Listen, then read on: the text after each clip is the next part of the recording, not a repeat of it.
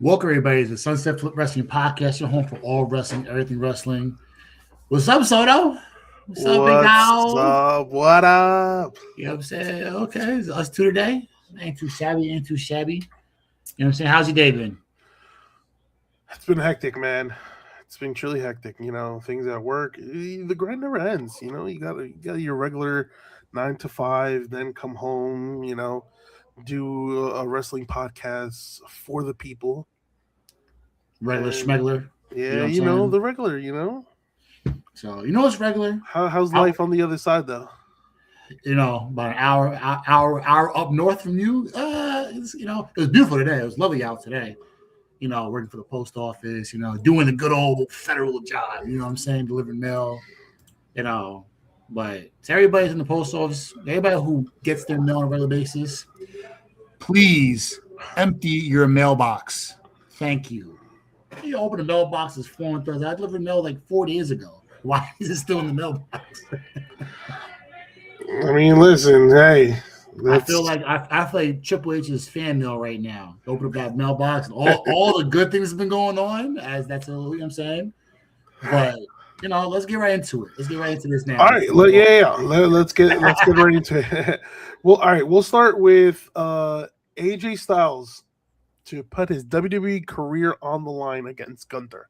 So we spoke about this, right? How he was going to retire, and then he got a new contract to do his last run or whatnot. So, is this the right time for Styles to walk away from the business? No, but I have a big conflict because I don't know what route WWE is really taking with this angle. Like, yes, Gunther retired. I guess, or Gunther was Goldberg's last match. He retired John Cena, and it seems very, very likely that he'll retire AJ Styles, and I'll tell you why. In a way, it makes sense. In a way, it doesn't make sense. Right? Mm-hmm. It doesn't make sense because obviously people want to see AJ Styles finish 2026. After a good tag team run. Right. Here's the plot twist. We've seen AJ Styles appear in TNA. I feel like he Oh, retires. Yeah, I feel like he retires in WWE. He loses to Gunther, and then he goes on and joins TNA. I firmly, truly believe that's a possibility. I'm not saying it is, but like I'm not like set in stone that it is, but it's very possible because if you caught on TNA's debut on AMC, mm-hmm. um backstage segment, and he's eyeing that TNA World Championship that Frankie Kazarian, then champ, was holding. Um, those eyes tell a lot, and he was locked in on that TNA World Championship. I'm like, you know what? One final run, I don't see, I don't see why not, right? Right. Cena did it. I'm all for it. I'm truly all for it. So, um, I don't know. We'll see what happens. You know, AJ Styles was close to defeating Gunther in their previous matchup. Technically, He Gunther did. tapped. Yeah, he did tap. He did tap. Whether it was called or not, everybody saw it. Yeah, he tapped, and Styles should have gotten the victory. Ref didn't see it, but again, that's a possibility with this whole thing of retirement, and that's another thing you want to increase Gunther's heat. Have Gunther retire AJ Styles. Mm-hmm. I have, to be honest with you, I have no problem with it. Have AJ end his wrestling career in 2026 in TNA.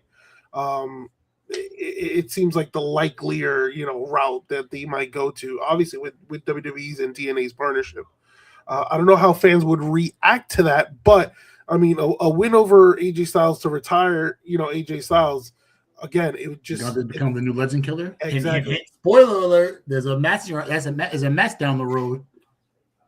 I mean, listen, there's another person who's rumored to retire this year, and that's Brock Lesnar.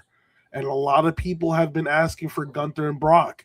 So is that another person? Like, If honestly, Gunther beats, and not just that, like, not like a 5 minute match. If Gunther gets a legitimate 20-minute match with fucking Brock Lesnar, and we get Brock Lesnar and Gunther, that is going to be incredible. Just for the fact that you get a 20-minute match. yeah, yeah.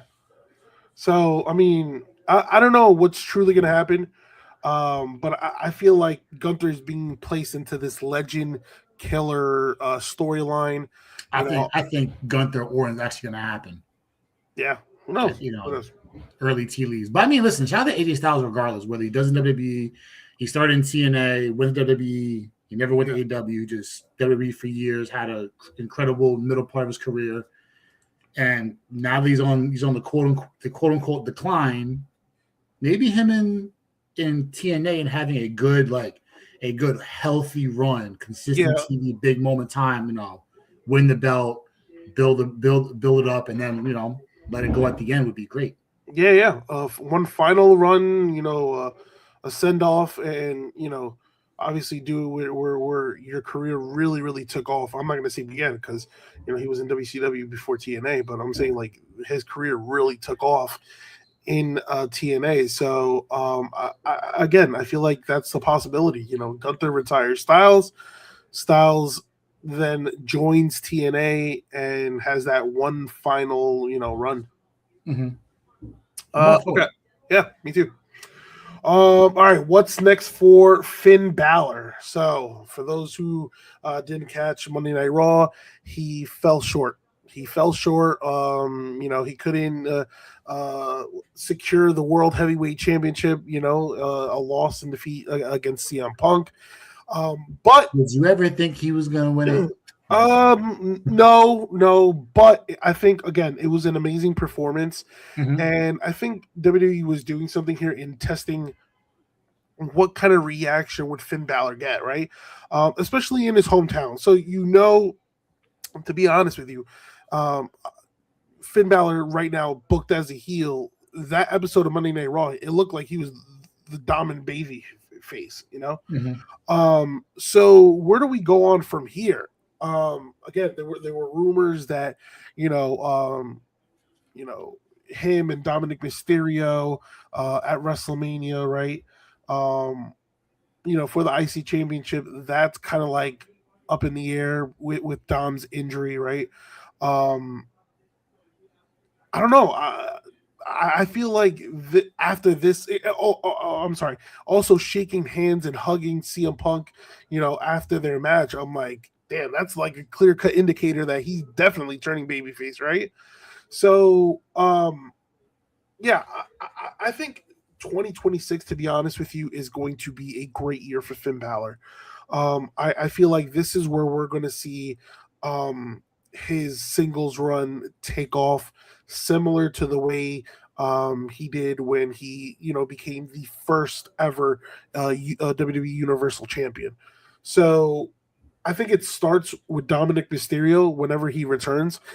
I hope that match could be in line for WrestleMania. I think if you're going to book that match between Finn and Dominic Mysterio, you have Mysterio obviously, turn on Balor. And again, he's gone on the record to say that, he kind of misses the demon persona. And I think a lot of wrestling fans miss that persona as well.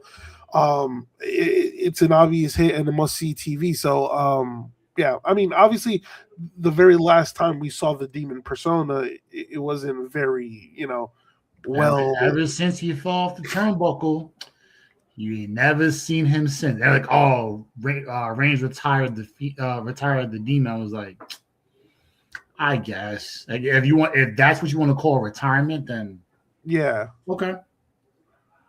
But Yeah.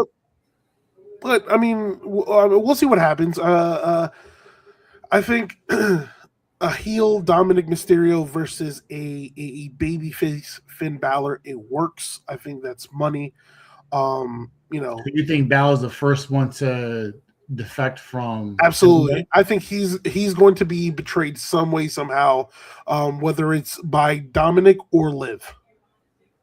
Nevin JD? I don't know about His best JD. Friend? His right That's what I'm saying. Like JD, I think JD is loyal to Finn for now. Until it doesn't benefit anymore. Yeah, until so I think he's obviously the feud is going to be between, Dominic and Finn Balor, but JD, he's gonna, there's gonna be a time and place where, he's gonna have to choose a side. And, yeah. But yeah, no, listen, if this performance against CM Punk leads to a Finn Balor push, a singles push, I'm all for it. I think he has to leave the Judgment Day to get that push. Yeah, I think Finn Balor has done an incredible job elevating other stars, and he kind of took a back seat because, to be honest with you, yeah, Finn Balor deserves a singles run, and he went on to join a tag team with JD McDonough, trying to also elevate JD McDonough, try to elevate the Judgment Day. So I'm really curious to see where this leads to, but yeah, I said I hope it. Yeah. If Finn Balor wasn't in Judgment Day, would he have another championship? Yes. Like the World Heavyweight Undisputed, he would have been. I'm not sure. I'm not sure if it would have been a world. He had the belt. He got hurt for the rotator cuff. He was gone for like a year and a half. Came back. Judgment Day became a thing with Edge, and then things went the way they went.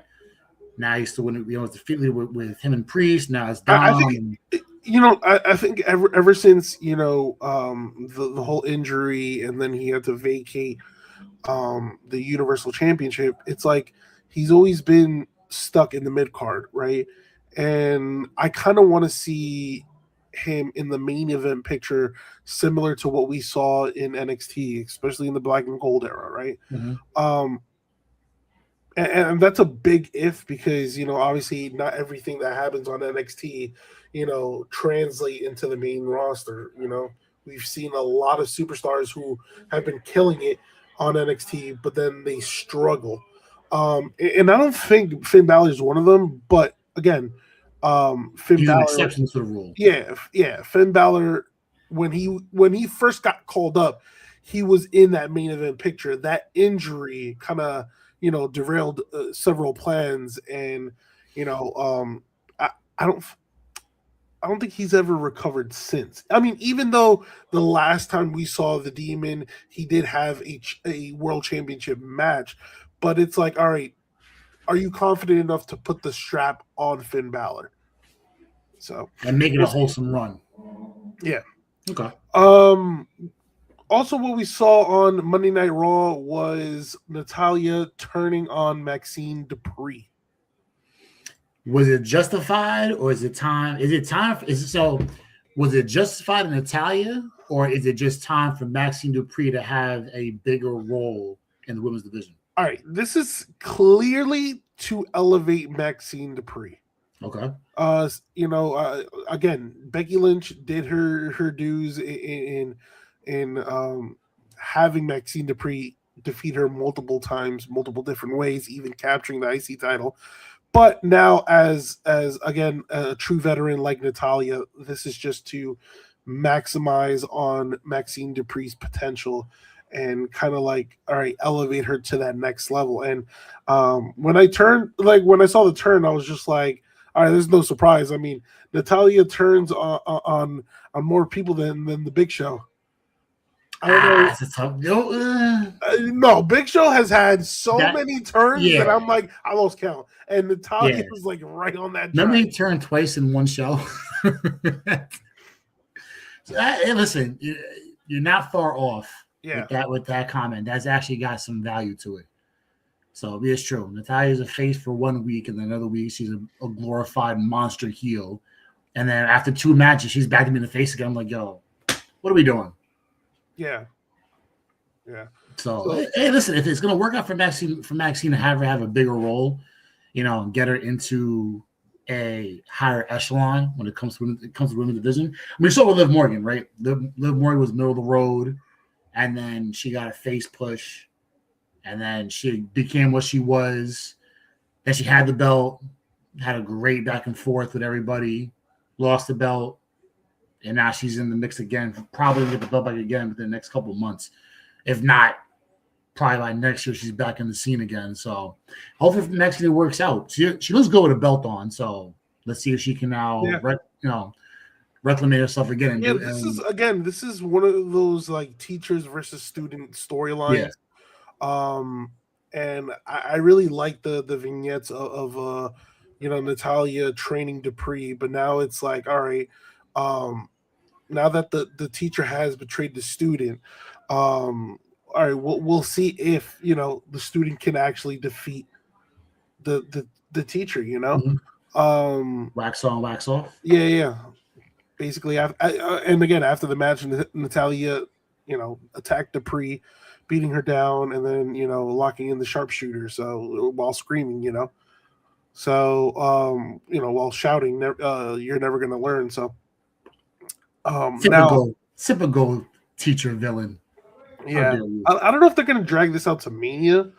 I hope not. Do the Rumble, because they Rumble after Rumble. I can see a situation. I can really see a situation where Dupree eliminates Natalia in the Royal Rumble. Okay. Yeah, and then that's how they kind of like stretch out that feed. Maybe she enters the chamber. Who knows? Who knows? Out, apply that as well. Yeah. All right. So continuing on some news, again, Tommaso Ciampa confirming his WWE departure. This I gotta be honest with you, this one hurt. You think so? Yeah, well, this one hurt me. Because I loved and I still do. I love Ciampa. I love DIY, but to be completely honest, there was just no. I feel like he was capped in a way. He was stuck in a tag team, with Johnny Gargano, which I love, but the way that DIY was being, booked, it's been inconsistent, and the path of a long-term like singles run was very, very cloudy, because you already have your main event picture, right? In Jacob Fatu, in Drew McIntyre, Cody Rhodes, Randy Orton, right? And then even the mid card was getting cloudy, because you had guys like Carmelo Hayes, Ilya Dragunov, Sami Zayn. Like, it was just so much that Aleister Black, Damian Priest, like too many mid card guys, right? So, I think this was a move that it was like, you know what, I got to bet on myself. And yeah, he basically confirms his WWE departure. Now the question is, where does he go from here? Does he go to the Indies? Does he go to AEW? Does he go to TNA? One person that left WWE not too long ago is in AEW right now. He debuted last night. Yep. And that's Baron Corbin. Yeah, we're going to talk about Baron in just a bit, but yeah, I mean, again, he's 40 years old. He said that he wants to wrestle for at least 10 more years. So, and he left WWE on good terms. So with that being said, I mean, I got to be honest with you. I'm looking at TNA. TNA doesn't really have that much star power, that much, that main event scene. If you want to really pursue this singles run, I feel like TNA would be perfect for Ciampa. AEW, yeah, I love AEW and their style of wrestling and whatnot. It's very fitting for Ciampa completely, yeah. But I'm afraid that he might get lost in the sauce in this one. Per everybody else. Yeah. And to be honest with you, if he signs with AEW, it wouldn't surprise me because Tony Khan, as of late, has been on a spending spree, and Yeah. he's been signing like top quality wrestlers. He's been making better decisions on who to sign and what fits for his company. So signing Ciampa, it's a no brainer. But again, it all falls on what Ciampa really really wants to do. Because if he really is locked in on this singles run, I'm looking at TNA and be like, I think and TNA could use a guy like him. Imagine Styles winning, and then for your first tenure is against Yeah. And if Ciampa. and if reports are saying you left WWE on good terms, then you know what? Do that for a couple years, come back. Yeah, you could do that. You could do that. Um. Okay, another roster update, and that's Santos Escobar returning to Triple A. Makes sense. I Yeah, mean, we. what else was he able to do on the main roster? I mean, to be honest with you, I think this was the play. I think this was the better play. I think a return to WWE, and we've had all these rumors about he was gone and then he re-signed and all that. Uh, I think this is more fitting for him for now. I think he just needs to raise his stock more. So going after El Hijo de Dr. Wagner Jr. And trying to become AAA Latin American champion. I mean, hey, go for it. I just love the whole presentation that where um, Escobar showed up out of nowhere wearing the mask of his father, El Fantasma, to confront El Hijo de Dr. Wagner Jr. So you already know that they're already, on the path for a collision course. Mm-hmm. And listen, I wouldn't be surprised if he won the strap. I mean, listen, he re-signed with WWE in hopes of, more, not only the money, but more exposure, more TV time. And obviously winning the strap here, he's representing WWE, so I wouldn't be surprised. Right. And plus we haven't seen him in what, 6 months? Something like that. Yeah, because again he last wrestled at Worlds Collide. So, all right. So You know what? He'd probably be the only one out that's going to be going to AAA yeah, out of that whole LWO group. yeah. All right. So this is something that we've talked about off air, right? That obviously, like I wanted to know or get, I want you to kind of like express yourself a little bit, and that's your reactions to WWE Unreal. Oh, you mean have to find out R-Truth got fucking canned? Oh man, I don't know. I think it's good that sports entertainment is getting you got like an inside view. Obviously, you don't know how recent these interviews are and like how what happens just now. Like, oh well, check out the backstage stuff and WWE Unreal and whatnot. But at the same time, it's like you kind of pull away the curtain on what the lore of wrestling is when you do this. So when you do it, you have to when you do things like this, you have to be able to give just enough where you're not giving up the ingredients to the recipe, right? So for one, I found out not by any like notifications, like, yo, R-Truth he get fired, he get released, or like the contract got withheld, he got let go. I was like, no, he's still in the contract because after we spoke about the whole Cena thing, how he's going to let go. They brought him back for a segment, and that was one of the best. As bad as people say that heel run for Cena was bad, the R-Truth segments were probably one of the. It's probably if anything, that was one that kept it going for a good amount in between matches. So then all of a sudden you go to WWE Real and you pull the curtain back and you're seeing Triple H saying, "Oh, we wasn't going to bring him back. The fans wanted him." Okay, so you said you're ready to let go, which is I get that. Then you said the fans made you change your mind, and whatever the case may be.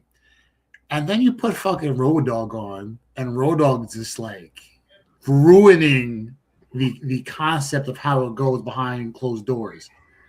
And it's like, yo, what the fuck is going on? Like, oh, I love him, but as a business right to him goes, like, yo, R-Truth is a money grab. And he doesn't have to wrestle. You put him on TV for a segment, he's money. And that was the best part. You could pay him to just do a match here and there, but his backstage stuff is what gives it, he's so popular because of it. It's like the Zack Ryder thing. Zack Ryder was so popular outside of wrestling. You keep him on and having matches here and there. Now he's back, thankfully, right? But it's like you're gonna do this again with R-Truth, and that's supposed to be your man. Like, and you see videos of R-Truth crying and telling him like how Road Dogg took care of him back in the day when Road Dogg and Kid Quick, and stuff, shit like that. But it's just like, as dope as it is to have the backstage viewing of everything, you're kind of fucking up what you do in the first place. Not to mention the wrestling community, you have leaks all over the place for one. So now you just open the door per se to let everything come out. And it's just like, well, fuck it. Let's see how this pans out. You have to clean up your in-house leaks for first and foremost, and then go from there. Oh, and there's the other one that was about the whole LA Knight situation. It's like, yo, like nobody thought that Seth was actually hurt. It was a gimmick, and then you fake the injury, right? And then you wrestle. He actually gets hurt, and now what are you gonna do now? Oh no, it's a stick in the story, bro. We haven't seen Rollins since when? Since that match? How long ago was that match? 3 months ago, 4 months ago. And it's like, it's like, yo, like, what are we doing? Like, what's going on with the situation? Like, what you had lined up ready to go, you've just like all the speculation, what you're creating ideas when it's Seth returning, what's up with the vision, what's that. You've just emptied the entire cabinetry for everything. Now it's like, well, I don't gotta watch Raw now. I'll wait for Unreal to come out and I'll know exactly what happened backstage and everything. Yeah, no, I see. It's like the double-edged sword. I think is probably the best way to put it. Right. Like it's like, all right. So I like the fact that you get to see, obviously, the behind the scenes and how everyone works together to pull certain things off. But on the other side of the coin, I feel like you're exposing a lot of things. Yeah, you're showing way too much.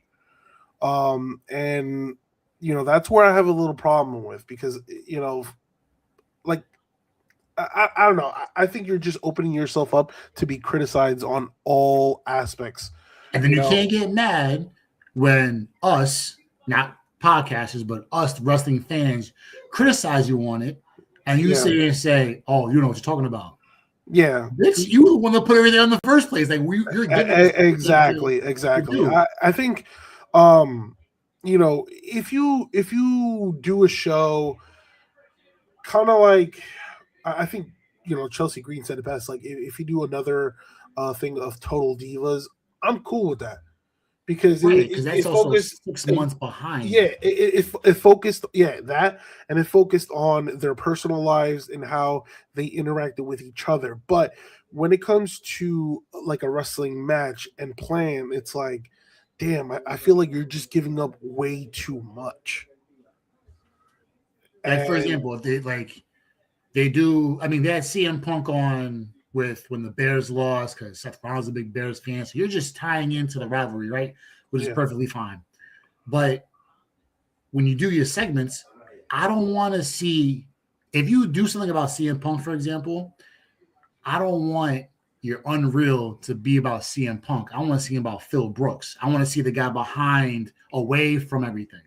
I don't want to see AJ Lee. I want to see, AJ Brooks. I want to see that segment. I don't want to see Seth Rollins. I want to see who he is when he's not wrestling. Yeah, it's like right now, like if you have a current rivalry, right? I don't know which one is the hottest rivalry right now.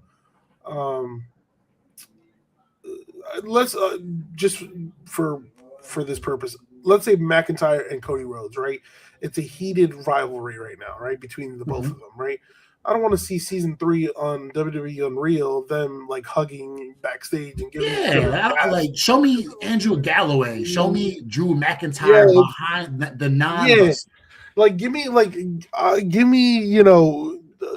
what's it called? Drew McIntyre training or personally preparing for a match for Cody Rhodes or vice versa. But don't give me, all right, yo, Cody, I'm gonna get you the Claymore and I'm gonna kick out at you're gonna kick out at 2 and blah blah. Blah.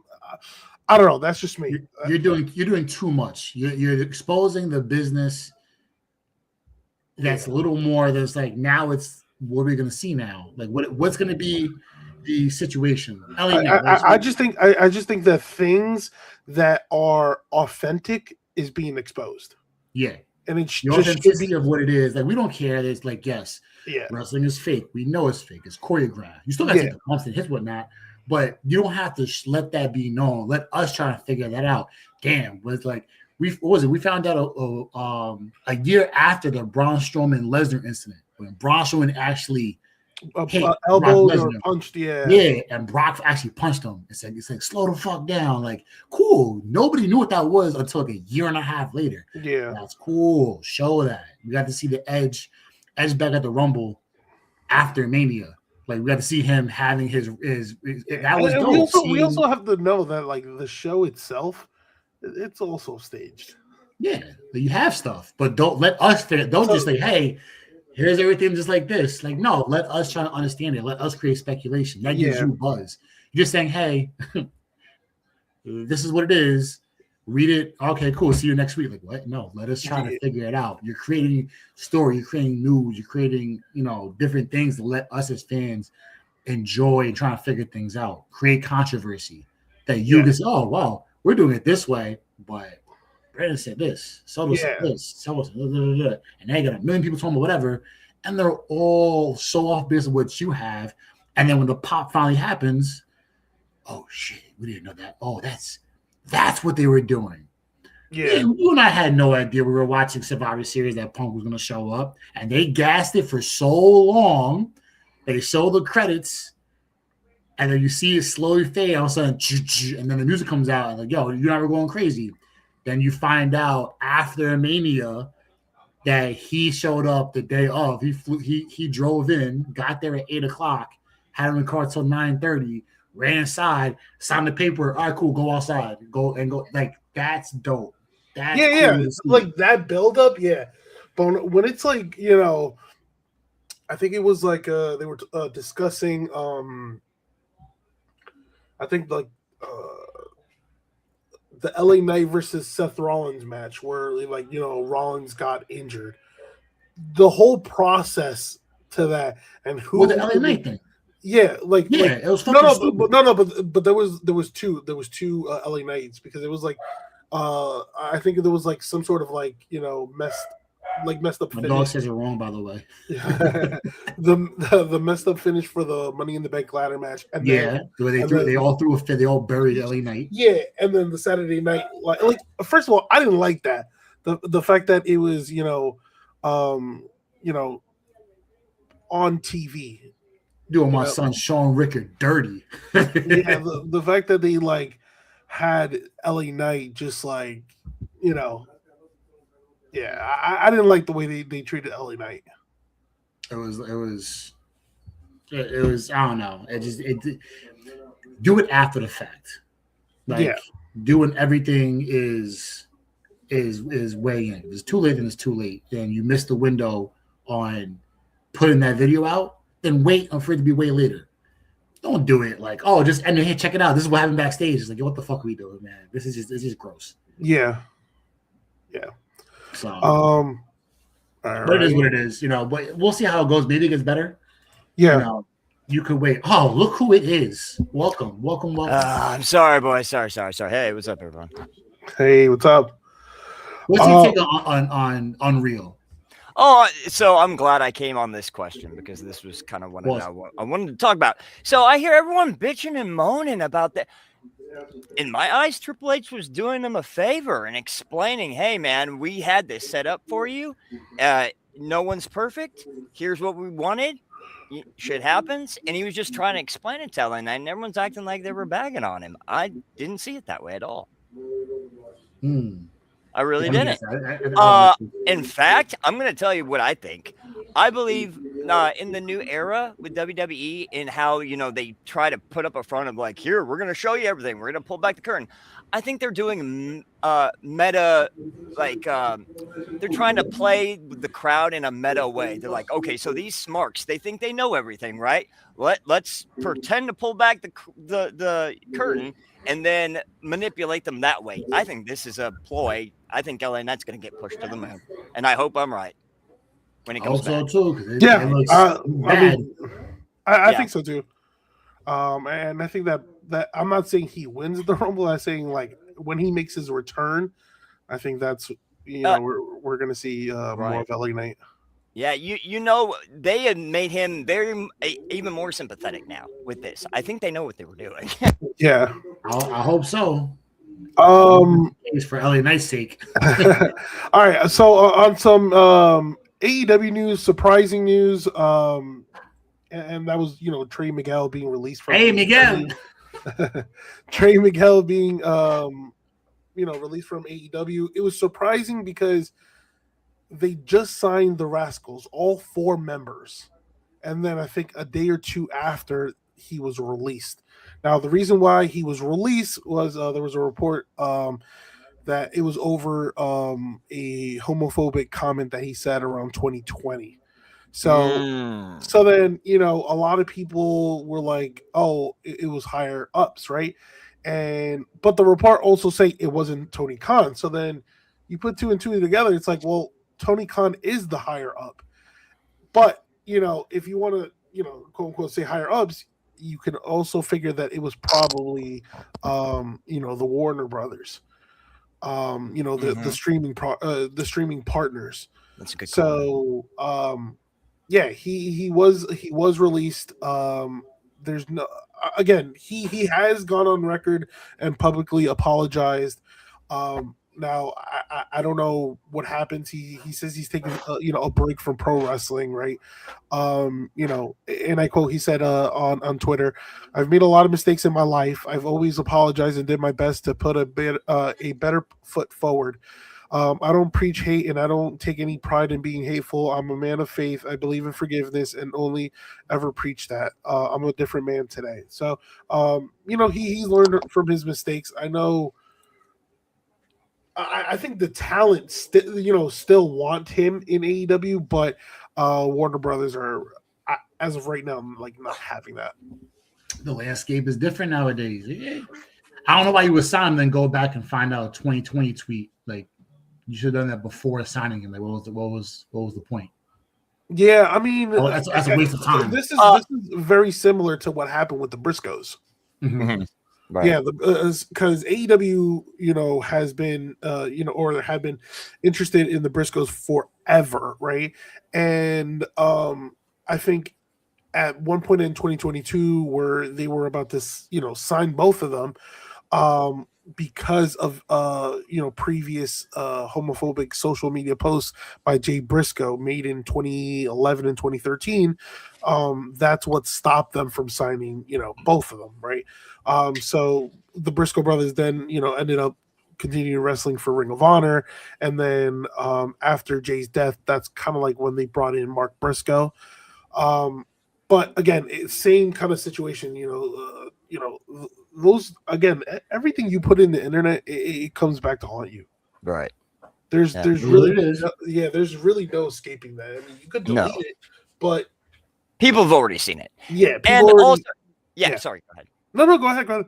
So we've seen this with AEW before.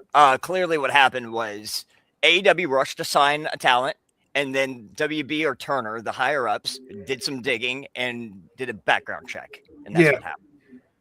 Yeah, so I don't know what's next for Trey Miguel. I mean, he could always return to TNA. I think obviously he has a good relationship there. But I think now it came out that you said that does TNA say, all right, cool, they just signed a deal. I don't know. Maybe who knows? Maybe TNA knew about it. Could be. You Okay, would so think they do. Yeah. Trey Miguel's a great wrestler. I just want to be honest, and I'm not trying to be mean. If Trey ever hears this, no offense, brother. I just feel like out of the Rascals, Trey is at the bottom of that totem pole. I don't see him as a big signing like Wesley or Wentz. Yeah. And I just don't know if he will still have a place in a WWE TNA. Okay. By himself. Yeah, no, that you've made a good point. I mean, remember when years ago, again, NXT signed both Wentz and Xavier, or formerly known as Wesley. They signed both of them, and I think they wanted to sign Trey Miguel, but Trey Miguel ended up re-signing with TNA, right, and staying there. So right. my question is, like, I wonder if TNA has known about this, but you brought up a good point. I mean, right now it's not the TNA that we once knew. Now it's TNA with WWE's supervision.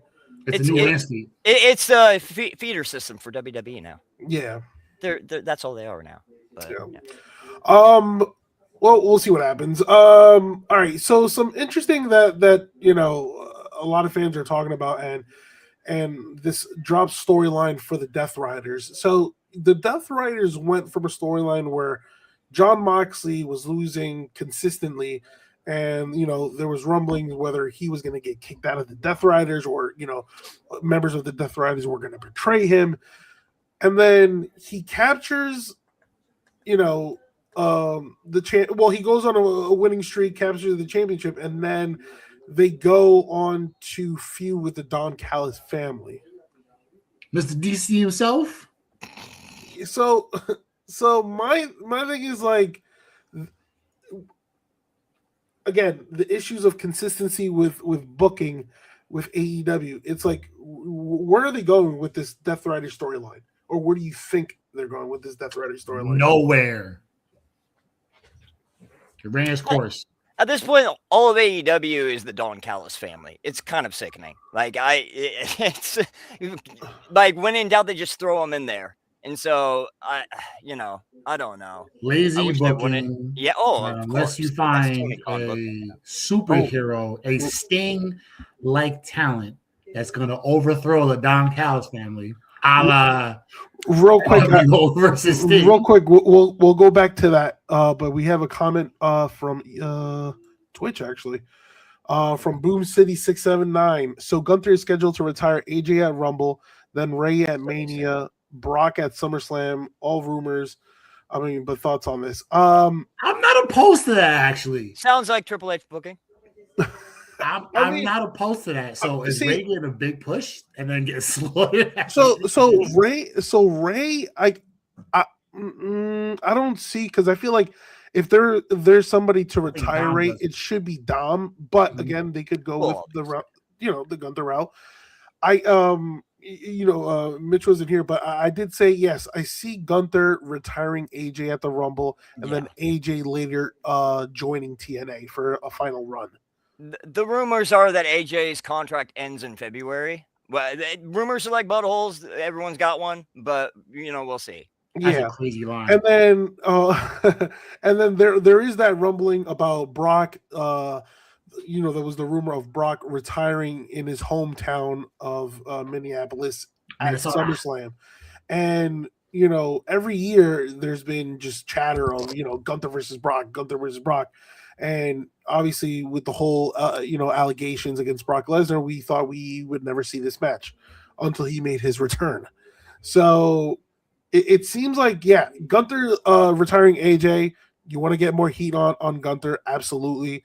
Gunther versus Ray at Mania, it's possible. I'm not saying no, but I would prefer Dominic. And then Gunther versus Brock, I feel like that's a lock too. So hasn't that been a rumored WrestleMania match for the last 3 years? Yeah, Gunther didn't have the pull yet. Yeah, they've been like, yo, this ain't no one better now. Yeah, right. Yeah, they've been flirting with that. I think they're probably going to pull the trigger this year. They've had that since he was in WWE Europe when he was Walter. I was telling yo. Yeah. There's a future match. I mean, but then again, you had him, you had Keith Lee, you had a bunch of guys supposed to be like the next heavyweight to deal with, and you never saw with Keith Lee for obvious reasons, right? He just got lost in the sauce, and it is what it is. Yeah, Walter became Gunther after he dropped like 100 pounds, and now he's a physical specimen, and he beat Cena. He's a champ. He's this, that, and the third. It's like, yo, no one's hotter right now, and the one guy that beat the fuck out of Cena, Gunther beats at SummerSlam or Mania, whichever one it may be, whichever one he decides to, whether it's next Mania, this SummerSlam coming up, whatever it is. Like, oh, he's the only guy for it. I mean, we're gonna do have Randy Orton.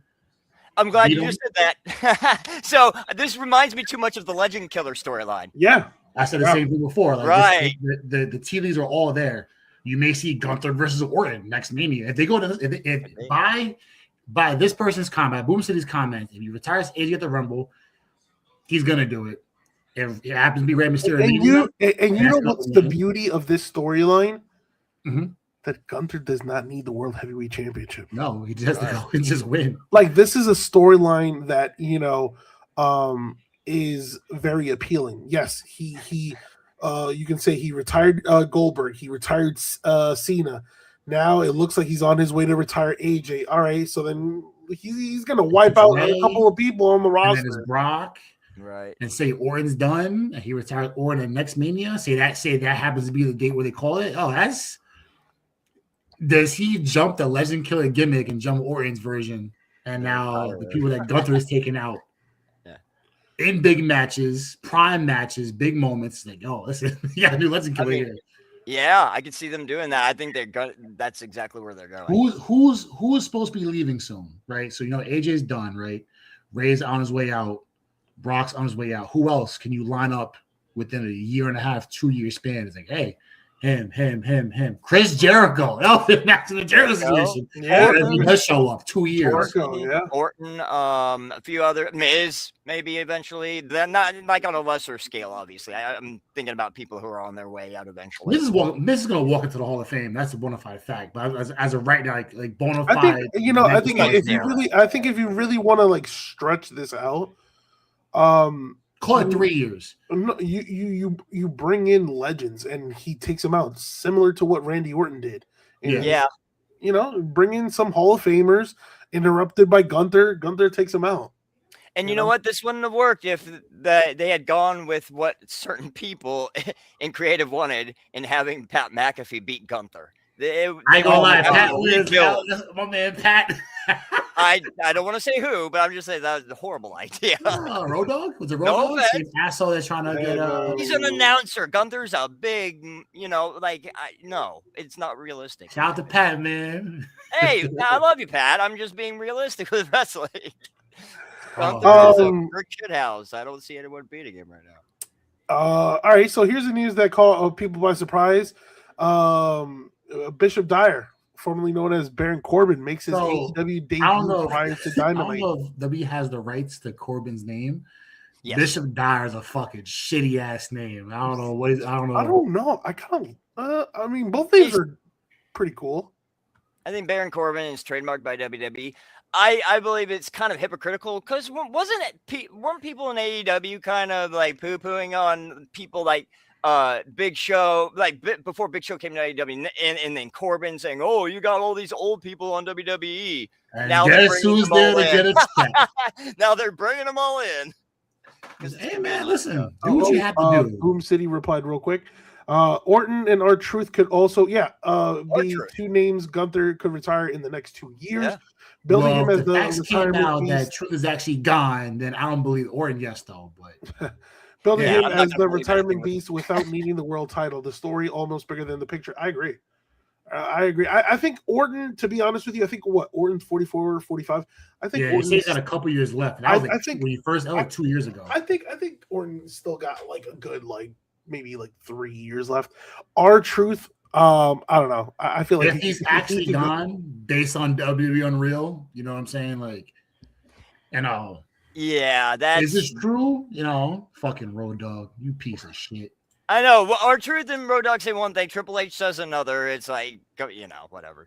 I think I think it was a shoot in Triple H just trying to cover his tracks. But hey, I could be wrong. The backpedaling is crazy. At least staying on business. You did the whole first year. You were staying on business. You were fucking fighting The Rock on Mic Time on SmackDown on a random episode of SmackDown. You're going back and forth with The Rock, and now it's like, oh well, I said one thing, but you know what? I think I'll just backtrack this. Like, no, come on, man. If you let him go, we let him go. It's a business decision. Cool, move on. But Unreal has now opened up a can of worms that's now out of Triple H's hands, and now it's on R-Truth and Road Dogg. And now you got two sides of a coin. So, and they do this on Rock and Road Dogg anyway. So it's like they're gonna say R-Truth, yeah, they fired me. Oh, then he got fired. It could be he probably got let go, and it's like, okay, right. They do this start and stop stuff all the time. They bring him back and they let him do the Ron Killings thing, chop his hair off, and kill the R-Truth character for 2 weeks. What are we doing? Again, no consistency. I mean, no consistency. The allegations will never be say no. We need you as R-Truth. That's what everyone loves you as in the beginning. Back to Bishop Dyer again. I think we don't know if this appearance is going to lead to more appearances. We know that he's getting lost. You really a hater. You really don't like Corbin. A hater, bro. What is he benefit? What is AEW benefit with Bishop Dyer? What does he benefit now? Another talented wrestler on the roster. How many talented wrestlers do they have, Soto? Well, they got 170 titles and 3,000 wrestlers. Okay. How much more talent do they need? I agree with you, but they don't have many big men. He's probably one of their biggest men. So you replace Powerhouse Hobbs with Bishop Dyer. Pretty much. Yeah, pretty much. Yeah. Pretty much. But here's the thing, though. You mentioned you replace. I think Hobbs just wanted to leave. I think for sure. I think they was out when they made him turn to a bum. They always gave him the short end of the stick. And it just never panned out. So he's taking that route where, of similar to Ethan Page and Ricky Saints. And it's like, you know what? I got to bet on myself. So that's exactly what he's doing. In that gimmick, he bet a lot and lost a lot. Here we go, buddy. Keep on going. Right. How did he get in trouble in the first place? Right? Didn't he say like some disheartening things to some people on social media? I'm not sure about that. Corbin. Then they got in trouble. Like he was like red hot, and then they shut him down for whatever reason. I don't know because people actually like spoke positive. Positive. Something happened where he just like we had the long hair and it was just like his whole stick got fucking mixed. I guess. But I can't remember. Real quick with Hobbs, he's been there for 6 years. And they had 6 years of his prime. What did they do with him? Nothing. He rotted on a shelf, and I believe he is a main eventer eventually if they do it right. And they were wasting a big talent, kind of like they wasted Wardlow in his prime, and now he's nothing. Yeah. So Warlow is the answer. Warlow to Hobbs, and now it was one of those things where both Warlow and Hobbs had tremendous momentum, and then with the blink of an eye, upside is crazy for both of them. All right. Yeah. I'm one of them too. Let's go on some quick TNA news. So, if you didn't catch the premiere of TNA on AMC, you saw that TNA has signed Daria Ray, formerly known as Sonya Deville, and Elena Black, formerly known as Cora Jade. So real quick, online money ran away already. Some WWE flavor. Yeah, to where it's WWE light now, and also, I just can't get over how horrible that show was. I'm sorry, I love TNA. It was just not a good show. For me, that show, that premiere show, it had mixed emotions. I feel like they were definitely not prepared. There were good spots like the AJ opening, but a lot of people didn't like it from what I see. Yeah. A lot of people, again, criticized the main event, how it was sloppy. The fact that, the inspiration, they lost the Knockouts Tag Team Championships, and then the next day they were released. I would like to see inspiration in WWE. I mean, not released, but, the contracts expired. Right. Yeah. But yeah, so now, Daria Ray, formerly known as Sonya Deville, she will be kind of like this authority figure, right? She's going to kind of like be the Ying to Santino Morella's Yang. And then Elena Black, who we haven't seen in a while. Well, I mean, unless you pay for it. The online money goes crazy. I guess not. Those Sims be simping, yeah. But again, Cora Jade was somebody again who, when she started off in NXT, again had potential, tremendous potential, but with injuries and then in-ring ability. Did she tear her ACL twice? She blew it twice, right? What happened? Did she tear her ACL twice? I think once. I know her last one was. Yeah, I think once. Yeah. I've heard rumors that she had a behavior problem in WWE. Okay. That's the big issue, but I could be wrong, but that's what I've heard. So yeah, I mean, listen, we'll see how this all pans out, because interestingly enough, Daria Ray's contract supposedly is 6 months, and then I think it was Elena Black's was a year. So now you're going short-term deals to see what they cleaned a lot up before the show anyway, before the debut. They wanted to make things a little more authentic, have 1,001 people there. It's like, all right, we'll cut it out a little bit to make it, more easier. And whatever's whatever. But at the same time, it's like, hey. And speaking of TNA, right? And we mentioned last week, right, what we loved most about TNA and how different they were. I think they must have been listening to us, because Feast and Fire returns tonight on TNA Impact. There you go. So now you have another class being brought back. Yeah. They can do a lot. Yeah. So for those who don't know what Feast and Fire is, they usually put a briefcase. They put 4 briefcases on every corner, each with a championship opportunity. However, so one of them will have the TNA championship.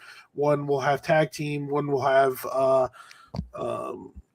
think, I don't know if there's the knockouts one, but or X Division, right? But one of the briefcase also will have the pink slip. You will be fired. So again, I absolutely love this concept, and I'm just interested to see who grabs what. Imagine the first one. Pink slip. I don't know. You know who I think is going to get a briefcase?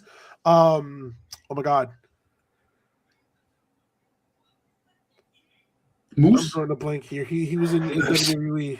The GOAT? Mustafa Ali. Mustafa? I can see that. I think he's in prime position for a title shot. So weren't we just talking about this last week and then it happened? That's crazy. Yeah. Yep. You get the manifestation became. Yeah. Yep.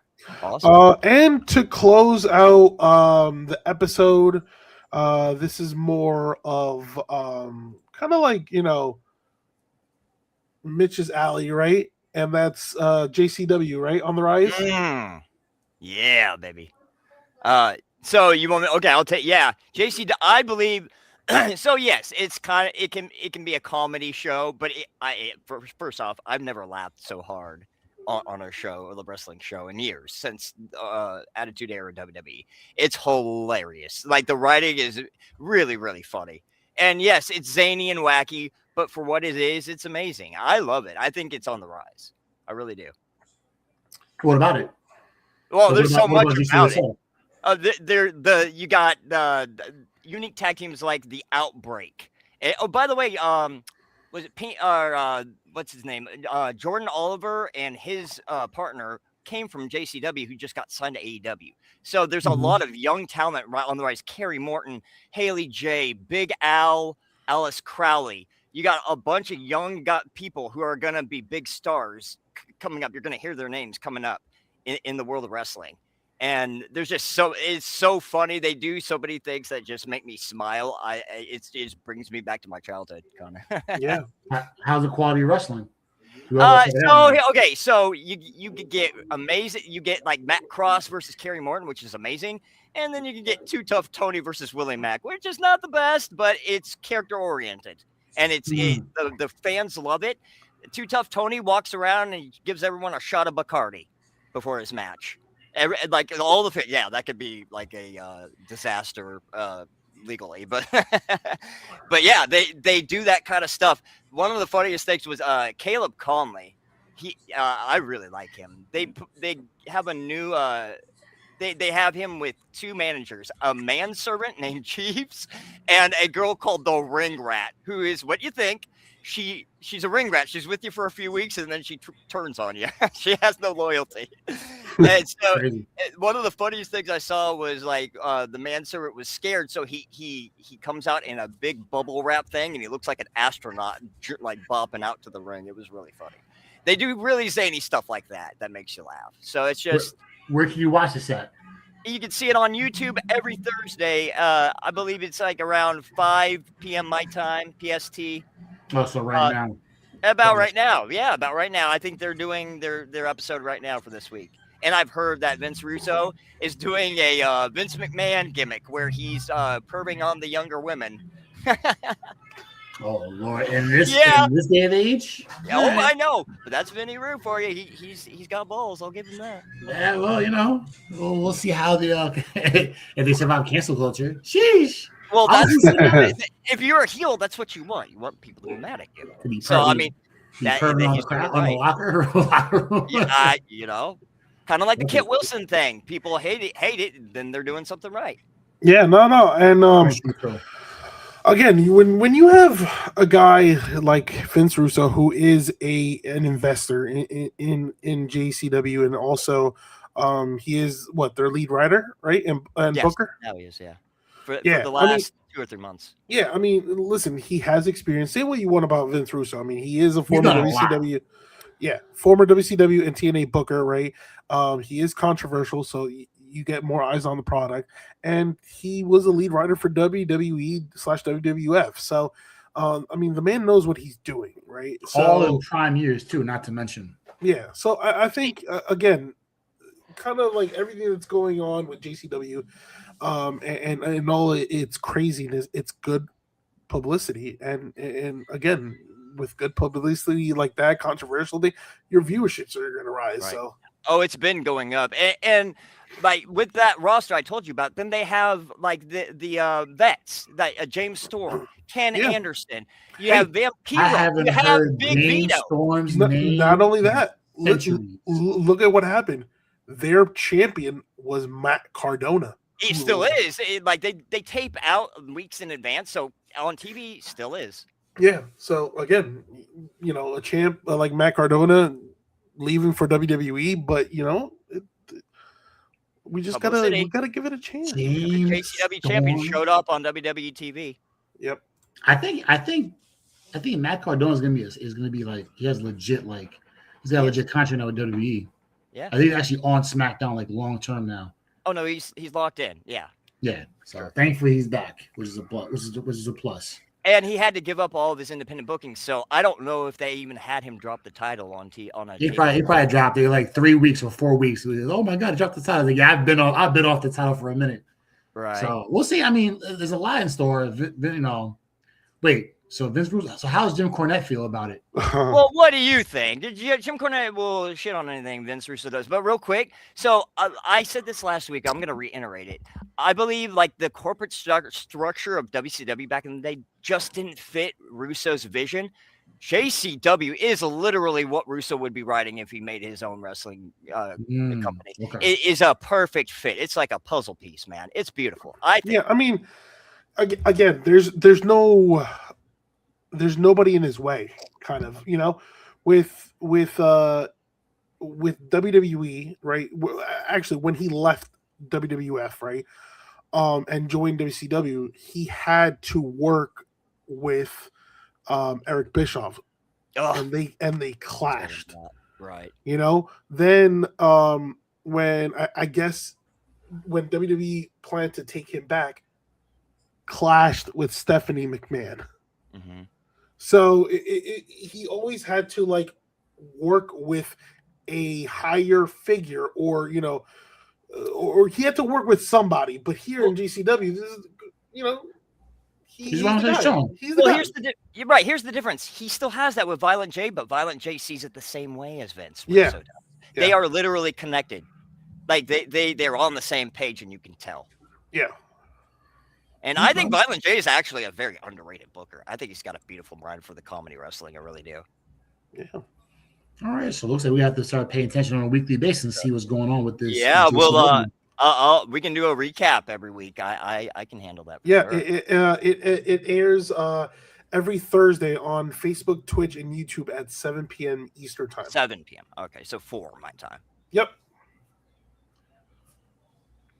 So we'll see how it goes. That's the more wrestling, the better. Because now it's every day. Well, 5 days a week, and then when you got PLEs and pay-per-views, and you got 7 days a week.